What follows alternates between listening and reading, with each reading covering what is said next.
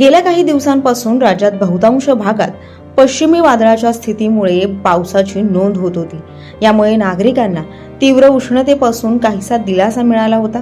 मात्र आता पुढील 4 दिवस राज्यातील काही भागात उष्णतेची लाट सदृश्य स्थिती राहील।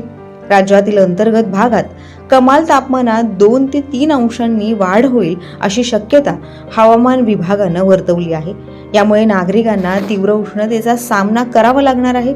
सध्या मध्य महाराष्ट्रात उष्णतेची तीव्रता अधिक आहे, तर उत्तर मध्य महाराष्ट्रातील बहुतांश जिल्ह्यांमध्ये सोमवारी उष्णतेची लाट सदृश्य स्थिती नोंदवली गेली।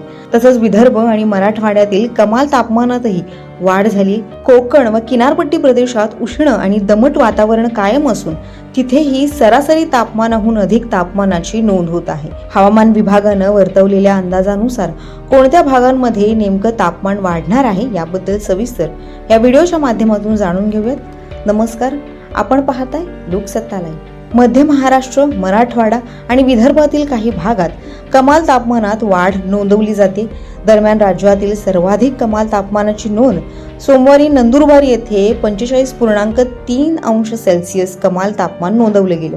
तर विदर्भातील अकोला, अमरावती आणि नागपूर येथे गुरुवारी आणि शुक्रवारी उष्णतेची लाट सदृश्य स्थिती राहील असा अंदाज हवामान विभागानं वर्तवलाय। कोकण प्रदेशातील बहुतांश भागात उष्ण आणि दमट वातावरण आहे। तसंच दक्षिण कोकणातील काही भागात पावसाची नोंद होत असून सोमवारीही सिंधुदुर्ग जिल्ह्यातील काही भागात वादळी वाऱ्यासह पावसाची नोंद झाली। उत्तर कोकणातील ठाणे, पालघर, मुंबई येथे नागरिकांना उष्णतेचा त्रास सहन करावा लागत असून ठाणे आणि पालघर जिल्ह्यातील अंतर्गत भागात उन्हाचा तडाखा अधिक जाणवतोय। दरम्यान सध्याच्या घडीला मध्य महाराष्ट्रात उन्हाचा तडाखा अधिक जाणवत असून सोमवारी धुळे, नंदुरबार, जळगाव, नाशिक आणि नाशिक घाट विभाग येथे उष्णतेची लाट सदृश्य स्थितीची नोंद झाली।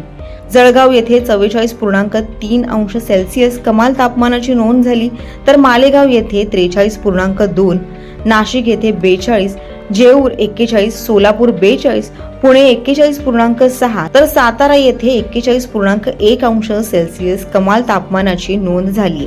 येथील कमाल तापमान सरासरी कमाल तापमानाहून 2 ते 3 अंशांनी अधिक नोंदवलं जात आहे।